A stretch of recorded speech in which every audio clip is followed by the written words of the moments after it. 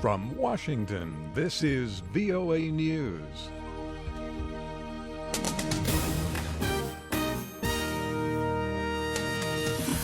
I'm David DeForest reporting. A key aide to U.S. President Donald Trump said Sunday the White House is considering all of the options it has to blunt a court ruling freezing the president's order to ban travel from 7 countries and block refugees from entering the United States. Michael Bowman reports. Citizenship in Switzerland is Well, apparently we're going to have trouble bringing that to you. We'll try again next hour. Turkish troops and Syrian rebels pushed their way Sunday into the heart of the town of al-Bab, an Islamic State bastion. Turkish President Recep Tayyip Erdoğan said the forces would soon take control of the entire town in northern Syria. Despite those claims, the British-based Syrian Observatory for Human Rights says fighting is still concentrated on the outskirts of the town. The Turkish-based opposition is rushing to seize control of al-Bab before forces backing the regime of Syrian President Bashar al-Assad reach the town from the south. Military sources say al-Shabaab militants overran 2 small military camps outside Mogadishu in a dawn attack Sunday. Residents at the villages of Tassili and Warmahan say the militants attacked 2 camps simultaneously. Military sources estimated about 40 to 50 government soldiers were stationed in each of the 2 camps. Afghan troops, backed by American air support, launched a major offensive against Islamic State bases in Nangarhar province on Sunday.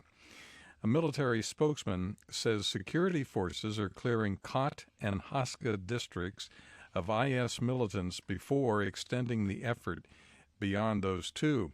He said that both military and police forces have been involved in the operation, and he said the offensive will continue until the threat is eliminated from that area. This is VOA News. The United Nations said Sunday that last week's U.S. airstrikes in southern Afghanistan could have killed at least 18 civilians. The UN assistance mission in Afghanistan says the strikes targeted insurgent positions on Thursday and Friday in Sangin in Helmand province. On Friday, a U.S. military spokesman confirmed the U.S. carried out the raids against Taliban positions and said it was looking into allegations of civilian casualties.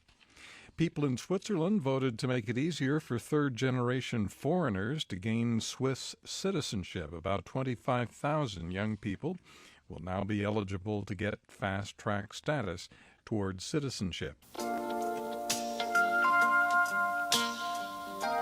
Singer Al Jarreau died Sunday at the age of 76. Jarreau died at a Los Angeles hospital just days after announcing his retirement.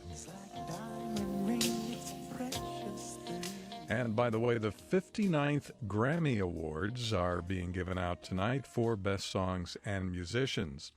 Other award news at the British Academy Film Awards Sunday, the musical La La Land took 5 prizes, including Best Picture. Major BAFTA awards also went to I, Daniel Blake, Lion, and Manchester by the Sea. Der Kandidat Dr. Frank-Walter Steinmeier hat die erforderliche... German Foreign Minister Frank-Walter Steinmeier has been chosen by a special assembly to become the nation's new president. Mr. Steinmeier had the backing of Chancellor Angela Merkel. He will take the post as head of state in March.